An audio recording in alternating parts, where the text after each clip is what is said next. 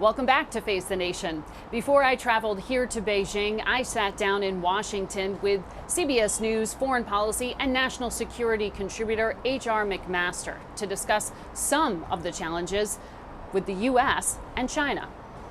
The White House has said that there have been an alarming number of increasingly aggressive actions by the People's Liberation Army, that's China's military, in recent months. There was video of a near miss in the South China Sea in the air, and then one at sea in the Taiwan Strait recently as well. How unusual are these kind of incidents? Well, they're not unprecedented, but it's unusual in terms of the quick succession of multiple incidents. I think China's sending a message, hey, we're in charge now, you're finished, to the West and to the United States. And I think it's indicative of what they hope to achieve, Margaret, which is to create kind of an exclusionary area of primacy across the Indo-Pacific region. They've laid claim to the ocean in the South China Sea, for example.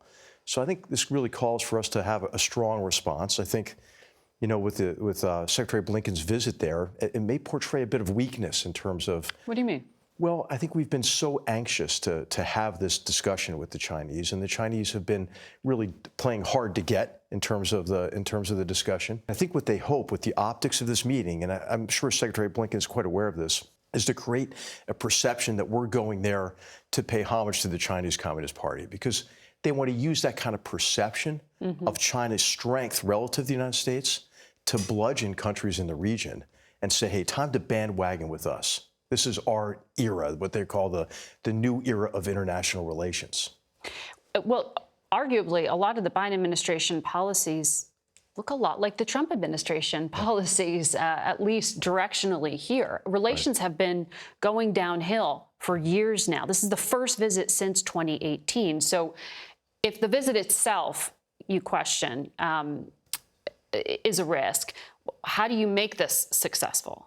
Well, I think it's okay to talk, right? Diplomacy is okay. It's just the conditions under which the discussion is conducted and, so what do you mean and by how that? It's portrayed. Location? So I think not necessarily location, but just the atmosphere around it in connection with China really, I think, wanting to try to get some concessions in exchange for just the privilege of talking with them. And this might have to do with some policy decisions about whether or not to restrict or ask allies to restrict chip sales, for example, to Chinese industries.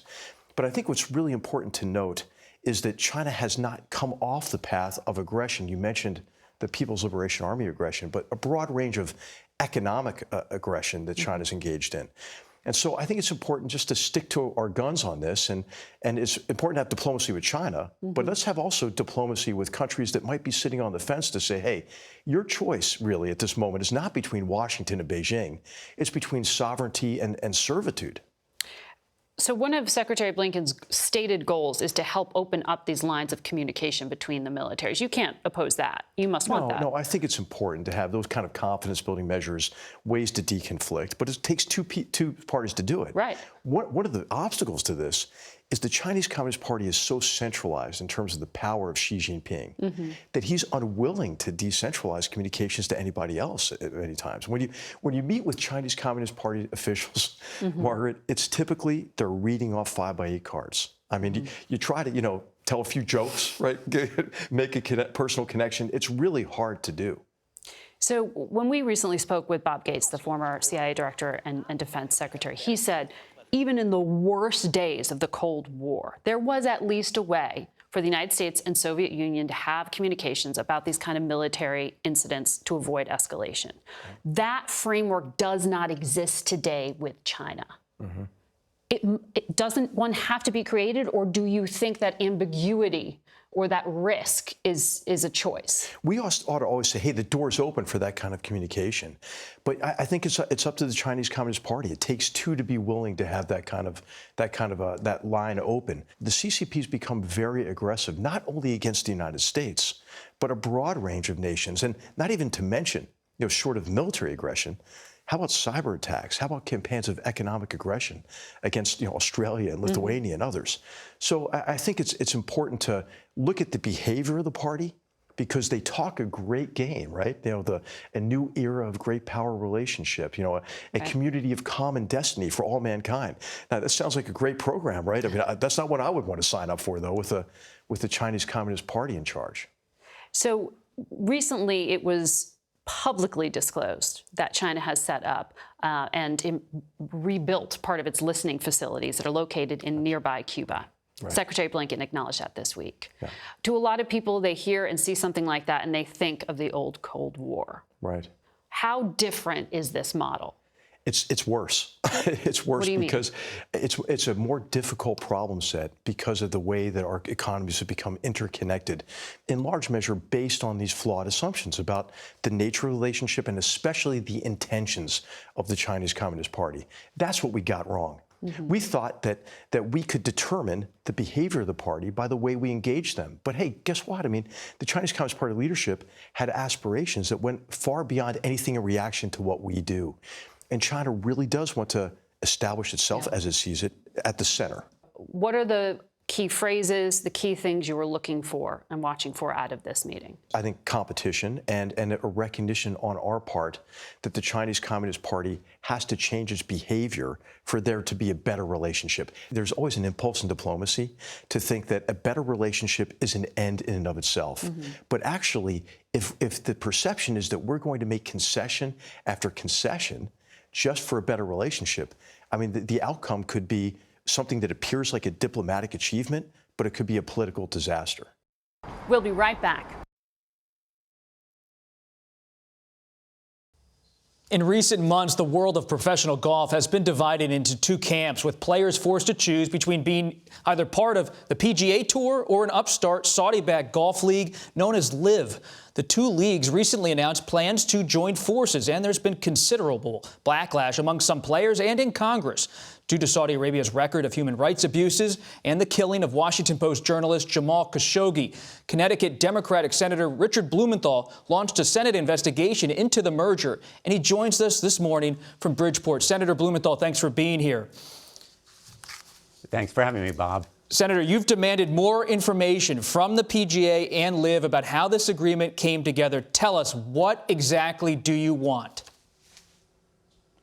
The subcommittee, permanent subcommittee on investigations, which I chair, is essentially trying to uncover the facts about what went into this deal, who was behind it, and whether there was any improper conduct or wrongdoing, and what the structure and governance will be of the entity going forward. There are very, very few details. But remember, what we have here is essentially a repressive, autocratic foreign government taking control over an iconic, cherished American institution for the clear purpose of cleansing its public image. The Saudis have been very explicit that they have a strategic objective here. They've been engaged in numerous malign activities antithetical to American interests and values, killing Jamal Khashoggi, as you mentioned, as well as other journalists, torturing and imprisoning dissidents and critics, and supporting anti-democratic activities, even terrorist activities like 9/11, as well as the internal war in Yemen. So there's a real risk to American interests in the Saudis taking over this American institution. We want to get to the bottom of it. Well, how deep are you willing to dig? You've asked for records from the executives. Do you want records from the players? We welcome player cooperation. We have reason to believe that players are dissatisfied with this result. Many of them feel betrayed, as do the 9/11 families. And so we're seeking records and documents right now. I'm not going to prejudge where we're going. Is a subpoena on the table, Senator Blumenthal? Is a subpoena on the table if you don't get what you want? Any of the tools at our disposal, including subpoenas and hearings, recommendations for action and legislation, are all on the table. We are ready and willing to seek information by whatever legal means we have to obtain it. How soon could a hearing be held on Capitol Hill? I think a hearing is possible within weeks. The American people deserve a clear look at the facts here. Again, not prejudging what the conclusions will be, but what the Saudis are doing here is not taking control of a single team or hiring one player. They are, in effect, taking charge of the entire sport. Is that And a it's not just national the Saudi security individual, concern, Senator? It is the regime. I think there are national security implications to this deal. Anytime there is foreign influence by a repressive regime over a central American institution, there is a security risk. And remember, this institution plays a central role in our society and culture. The players are ambassadors and role models, and there are economic implications. The Travelers Tournament, beginning this week, is going to have an economic impact on local economies here in Connecticut in the tens of millions of dollars. So there are clearly risks to American security in a repressive regime having this kind of influence over a central, iconic, cherished institution. When you say this kind of influence, the counter has always been the claim that it's a minority stake by the Saudis. What's your response to that? We still have yet to hear authoritatively what the terms of the deal are, but reportedly, the chairmanship is going to go to the head of the Saudi Public Investment Fund, the PIF, Yasser Al-Rumayyan, who is a close confidant of the ruling monarchy. And so we have every reason to believe that the Saudis are taking control. And the 9/11 families feel betrayed, so do the players. And I sat with the leadership of the PGA Tour just about a year ago in Cromwell. They sought to enlist me and my colleagues in supporting their efforts to bring back players from LIV. There is an ongoing antitrust investigation, reportedly by the Justice Department. A lot is going on here, and it should be. A lot more to hear from you in the coming weeks. Senator Blumenthal, thank you very much for joining us. We appreciate it. And the PGA Tour declined our invitation for Commissioner Jay Monahan to appear on the broadcast as he's on medical leave. But they said in a statement they are, quote, confident that once all stakeholders learn more, they will understand how it benefits our players, fans, and sport. We'll be back in a moment. Tumultuous week at the top of the show, so who better to turn to than our CBS News political panel with us this morning? Political correspondent Caitlin Huey-Burns, congressional correspondent Nikole Killion, and senior investigative correspondent Catherine Herridge. Thank you all for being here this morning. Terrific to have you here with me at the table. Catherine, let's begin with you. Can you react to former Attorney General Bill Barr and his statement that he believes Trump could be indicted on the January 6th investigation? Well, I took notes during your interview, and what jumped out to me was his statement that this was not government overreach in the Florida indictment, that this was self-inflicted, fundamentally flawed, he said of the former president, and that it was reckless conduct. And the reason Bill Barr's comments matter and may even sting for some is that he's been Attorney General twice. And when he served then President Trump, he was a staunch defender during the Russia collusion allegations. And what we know now from the special counsel's findings, John Durham, is that the FBI, when there was evidence that conflicted with that narrative, they discounted it or they willfully ignored it. And as we know, that's completely inconsistent with the FBI's assessment as being the preeminent law enforcement agency. Nikole, you listened to former New Jersey Governor Chris Christie as the whole Republican presidential race heats up and Trump's conduct's in the spotlight. But you're on Capitol Hill day in, day out, talking to congressional Republicans there, often to Speaker McCarthy. How is the response to the indictment just days ago and the arraignment unfolding on your beat? Yeah, I think what struck me about what the governor said is multiple times he described this indictment as disturbing and then ultimately said that he believes that the former president's conduct was indefensible. Yet on Capitol Hill, you pretty much have just the opposite, with congressional Republicans largely rallying and defending the former president. I mean, take, for instance, I asked Speaker McCarthy just last week, was it a good look to have these boxes stacked in a bathroom at Mar-a-Lago? And his response to me was a bathroom door locked. So, I mean, that is the defense that some Republicans are putting forth. That being said, I do think you are starting to see some daylight between Republicans, even among House Republicans. For instance, Ken Buck just recently said that if the former president is convicted, he cannot support him in 2024. You look over at the Senate side, people like John Thune, one of the top Republicans in the Senate, saying that, you know, look, we've lost in 18, we've lost in 20, we've lost in 22. This is really not a winning strategy to stick with a guy like the former president. To take what Nikole just said, Caitlin, she used the phrase daylight. Is there daylight emerging in the presidential race? You've been talking to Senator Tim Scott, covering former Ambassador Nikki Haley and so many others. How is this going to affect the Republican presidential race beyond Governor Christie? You know, what I think is so remarkable is if you take a step back, you had this week the Republican frontrunner for the presidential nomination indicted, charged with mishandling national security by the federal government. You would think that would be a huge opening for Republicans who are vying to go have that position to go after him. And yet, we haven't seen a real cohesive strategy on behalf of Republicans to take down Donald Trump.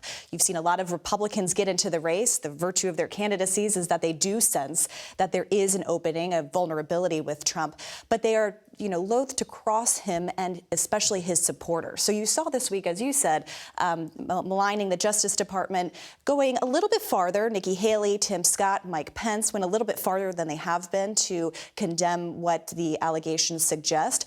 But they're looking at the numbers here. And our CBS polling showed that 76% of Republican primary voters think that are more concerned that this was a political indictment. So the question moving forward is that the course of this primary is really going to be defined by Trump's legal troubles. We have, as you were talking to Bill Barr about, the January 6th investigation, the investigation in Georgia. As this unfolds, does this boost him, or do the candidates look at this and say, time to go after him? They haven't reached that conclusion yet. Speaking about a question moving forward, Catherine, who's going to represent the former president? So much chaos inside of his legal team. Well, they haven't ruled out adding even more lawyers, especially down in Florida, as they address this indictment in that state. What I learned in my conversations over the weekend with sources close to his legal team is that as a threshold issue, they're likely anticipating some limited discovery to kind of get under the hood of the special counsel's case and the strength of the evidence. And then the other two top-tier targets are a motion to dismiss based on allegations of prosecutorial misconduct. You're familiar with that through your own reporting. And then the second is to get excluded these notes from Evan Corcoran, the former defense attorney, which are at the heart of this obstruction case. And the thing that I learned this weekend, which was new to me, is that these notes are more than 40 pages in length. So I think it is fair to say in this indictment, we're seeing a snapshot of those conversations and not quite the full picture. Something we don't have a snapshot of yet is Georgia. Former Attorney General Barr, Nikole, he seemed to wave it off a little bit, but you've been covering this for months, and we've heard that Fulton County District Attorney Fani Willis has a charging decision that's going to be announced sometime maybe late July, maybe early August. Take us inside the latest on Georgia. Well, I think Fulton County definitely is preparing, and we saw that in a number of ways by Fani Willis coming out in 2 letters stating that she intends to announce these charging decisions at some point this summer between July 18th, September 1st, even narrowing that time frame perhaps into early August. But this is a multifaceted investigation. Obviously, at the heart of it is an investigation into election interference in the 2020 election in the state of Georgia. It also deals with the issue of a false slate of electors, which we learned recently, some of them accepted an immunity deal. And it also dives into potential data breaches that existed in other counties in Georgia. So this is a very sprawling case. What we do know, though, is that, the special grand jury completed its report earlier this year. What they found was no widespread evidence of fraud, but they do believe that some of the individuals may have committed perjury. We also know that some of the jurors have since spoken out since this report has wrapped up, suggesting that indictments are possible. So that is why I think you see the district attorney trying to lay that groundwork for when she makes that decision. Georgia officials tell me when and if the time comes, they believe they're ready. I appreciate that update because it's sometimes hard to keep track. There's the New York investigation. There's 2 special counsels, January 6th in records, and then, of course, what's going on in Georgia. But as much as it seems to dominate the news, Trump and his legal challenges, that's not the only story right now in American politics. It's just a year ago Roe v. Wade was overturned last summer. And when you listen to President Biden on the campaign trail this weekend, or you hear from Vice President Kamala Harris, you're hearing about abortion rights. And so despite all the Trump frenzy, abortion rights, it does still seem to be front and center. What's your reporting on that? And they are deploying Kamala Harris to go to North Carolina later this week to mark the anniversary. North Carolina, of course, just passed an abortion law recently. Democrats certainly believe that this is an animating force, and they've seen that proven in Democratic politics. But what's interesting is that now that we're a year removed from the court decision, it kicked everything back to the states. The states decided their own laws, and now the real battle is in the state Supreme Courts. And that's what we saw in Iowa this week. We are expecting a decision in South Carolina and in Florida.